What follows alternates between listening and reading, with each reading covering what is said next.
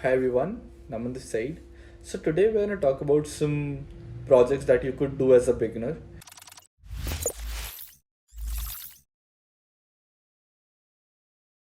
I would recommend anything that pushes you to either save file in a database or even memory for that matter, because this is the best way you're going to practice data structures. Any application that you're going to implement, you should always include backend. So for talking to the database, because database engineering is very much important, like designing the database, what kind of relational database that you should use is the best thing that you could learn as a beginner, and it would be a great practice out there. You can maybe try with a to-do list and implement the backend, and it would be also good if you add a data access layer to it. These kind of projects are usually good because it involves backend, and backend engineering is really tough but interesting. So these are some tips for starting new projects. Thanks.